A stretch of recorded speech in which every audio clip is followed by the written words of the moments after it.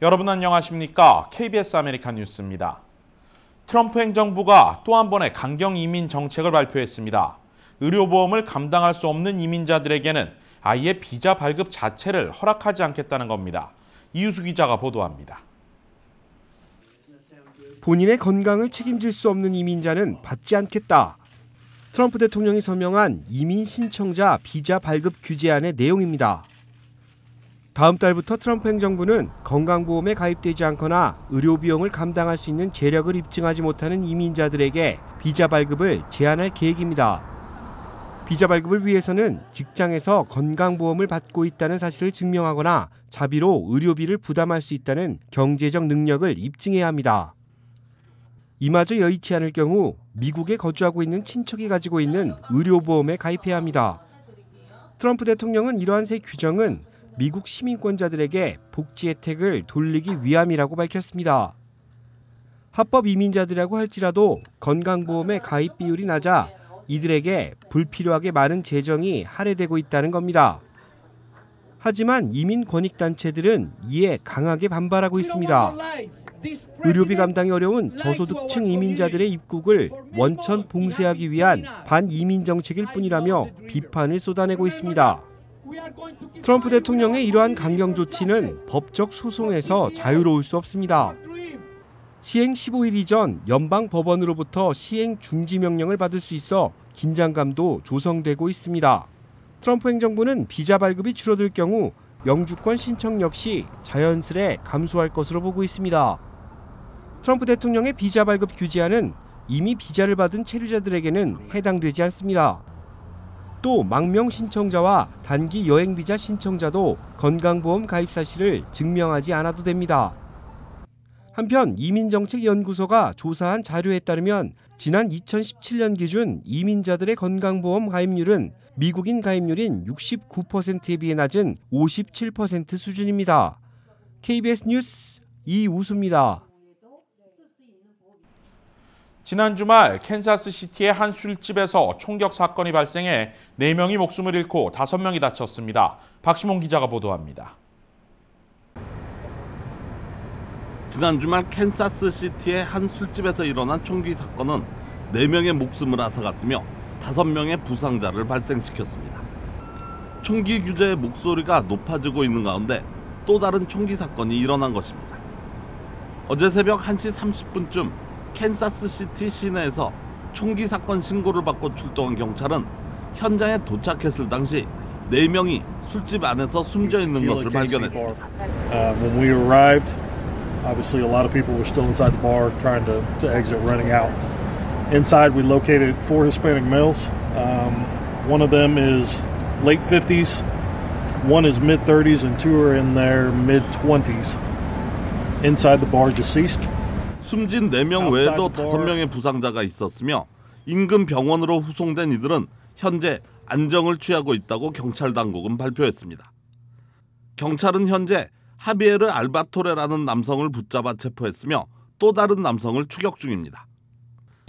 달아난 남성은 무기를 소지하고 있어 위험한 인물이라고 전하며 인근 주민들의 안전을 강조했습니다.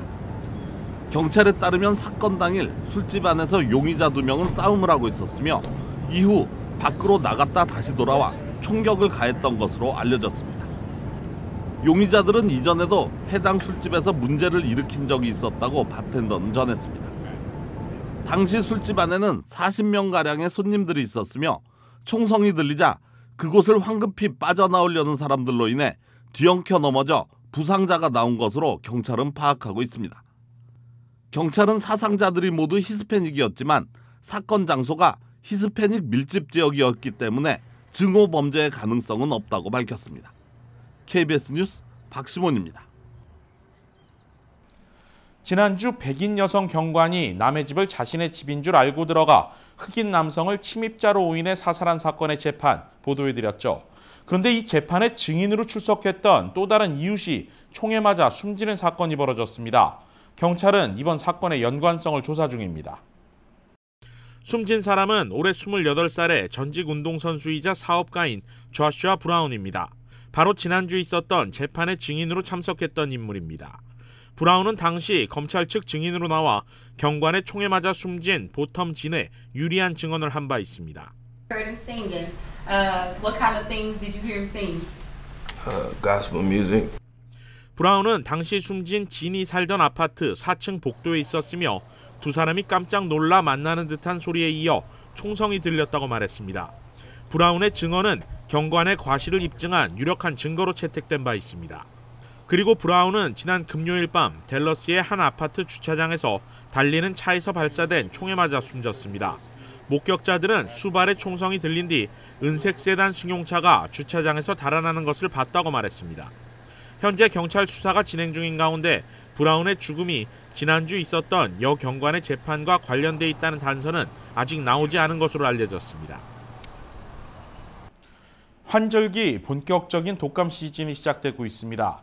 특히 올해 독감은 예년에 비해 감염 속도가 훨씬 빠른 것으로 보고되고 있는데요. 보건당국도 주민들에게 백신 접종을 할 것을 강력히 권고하고 있습니다. 김경일 기자가 올해 유행 독감의 특징을 정리했습니다.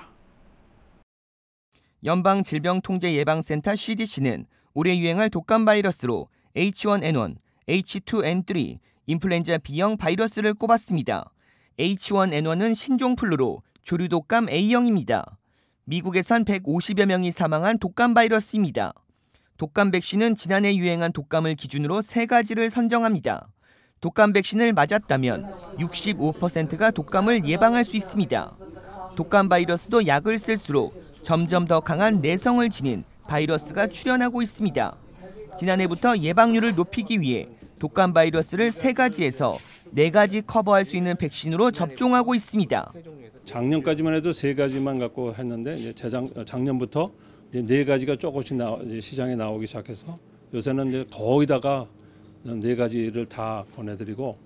특히 독감 예방 접종은 65세 이상이나 병원에서 치료를 받고 있는 사람은 꼭 접종하도록 권해지고 있습니다. 일반적으로 독감 시즌은 10월부터 다음해 5월까지입니다. 예방접종은 9월이나 10월로 독감 환자가 2월부터 급증하는데 독감 예방접종은 2개월 후 효과가 나타나기 때문입니다. 보건당국은 생후 6개월 이후 모든 사람은 독감 예방접종이 이루어져야 한다고 권고하고 있습니다. LA 한인사회는 독감 시즌을 맞아 무료 독감 예방접종을 계획하고 있습니다. 가주 한인약사협회는 오는 10일 목요일 남가주 지역 47개 약사협 회원 약국에서 보험이 없는 사람들에게 무료 독감 예방접종을 진행합니다. 사람 투 사람으로 넘기고 또 이게 서로 이제 공기로 한 거기 때문에 여러분들이 많이 될 수 있으면 많은 분들이 이걸 하실수록 커뮤니티 전체가 건강해질 수 있는 그런 겁니다. LA 한인회는 오는 10월 17일 목요일 오전 9시부터 12시까지 한인회를 방문하는 모든 사람들에게 백신을 접종합니다. KBS 뉴스 김경일입니다. 제7회 미주 회장기 배드민턴 대회가 지난 주말 성황리에 열렸습니다. 올해 대회에는 18개 클럽에서 500여 명의 선수와 동호인들이 참가했습니다. 남녀 복식, 혼합 복식과 장수부로 치러진 이번 대회에서 종합 우승은 스매시 클럽이, ABC팀이 준우승을 차지했습니다. 이날 대회는 미주 한인 스포츠 대회 중 처음으로 유튜브로 생중계 방송돼 동호인들의 많은 관심을 모았습니다. 제39회 코리안 퍼레이드가 지난 주말 맨해튼에서 열렸습니다. 다양한 한국 문화를 소개한 행사 현장을 다녀왔습니다. 제휴사 뉴욕 KBTV 박정우 기자입니다. 50만 뉴욕 한인사회의 최대 축제인 제39회 코리안 퍼레이드가 맨해튼 38가에서 27가까지 코리안의 물결로 가득 수놓으며 화려하게 개최됐습니다. 이날 정오부터 치러진 퍼레이드는 가을 단풍을 연상케 하는 오색 빛깔의 꽃차들과 풍물패의 신명나는 연주와 함께 지역 한인회와 문화, 예술, 체육 등 한인사회 각계 분야 200여 개의 참가팀이 2시간 동안 장관을 연출했습니다.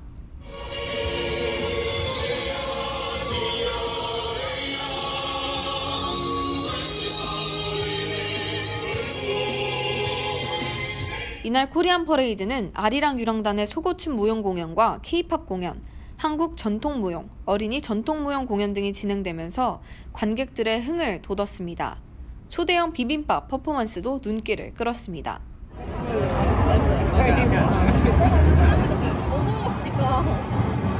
에드워드 브론스틴 뉴욕주 하원 의원을 비롯해 한국계 뉴욕시 시의장, 키스 파워스 뉴욕 시의원, 피터구 뉴욕 시의원 등 미주류 사회를 대표하는 뉴욕의 거물급 정치인들과 한인 커뮤니티 리더들이 나서 한인의 높아진 위상을 보여주었습니다.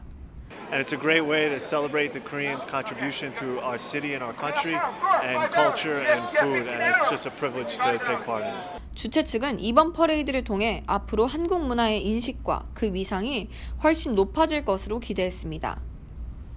올해는 3.1운동 100주년과 임시정부 수립 100주년만 뜻깊은 합니다. 그래서 앞으로 100년 대계, 미래의 100년 대계를 여는 대행진을 우리 동포들과 함께 했다는 사실에 대해서 아주 마음이 흡족하고 우리의 그 전통적인 음식을 판매를 하고 또 여러 문화적인 면을 알리는 그런 텐트들이 쫙 이렇게 빽빽이 들어서서 너무나 흐뭇합니다. 한편 야외 장터는 인산인해를 이뤘습니다. 한국 음식과 각종 장터가 관람객들의 발길을 붙잡기도 했습니다. Glad that a lot of people came out to support, and to appreciate Korean culture. 이날 한인은 물론 현지인과 관광객 수만 명이 몰려나와 페스티벌을 즐기면서 코리안 퍼레이드 페스티벌이 글로벌 축제로서 자리를 잡아가는 모습이었습니다. KBTV 뉴스 박정우입니다. 주요 단신입니다. 어제 오후 4시 50분경 한인타운 오가와 웨스턴 애비뉴에서 검은색 엘란트라로 추정되는 차량이 오가 북쪽 방면으로 길을 건너던 보행자를 치고 달아났습니다. 병원으로 이송된 피해자는 중태로 알려진 가운데 경찰은 현재 목격자의 제보를 기다리고 있습니다. 오늘 새벽 1시경 182 사우스 버질 애비뉴에 있는 2층 주택에서 불이 났습니다. 다행히 주택 안에는 아무도 없었으며 불길은 30여 분 만에 잡혔습니다. 어제 오전 8시 41분 샌프란시스코 베이 지역에서 진도 3.5의 지진이 발생했습니다. 지진은 사우스 샌프란시스코에서 2마일, 샌브루노에서 3마일 떨어진 지점으로 진앙의 깊이는 4.7마일로 측정됐습니다. 올해 노벨 생리의학상 수상자로 윌리엄 케일린 하버드대 교수를 비롯해 3명의 미국과 영국 공동연구진이 선정됐습니다. 노벨위원회는 산소 농도에 따른 세포 적응 기전에 관한 연구 공로를 인정해 이들을 수상자로 선정했다고 밝혔습니다. 논란의 영화 조커가 북미 극장가에서 10월 개봉작 중 최대의 첫 주말 수입 기록을 세웠습니다.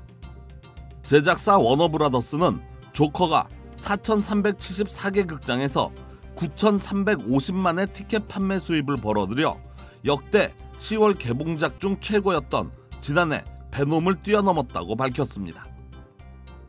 KBS 아메리칸 뉴스 마칩니다. 고맙습니다.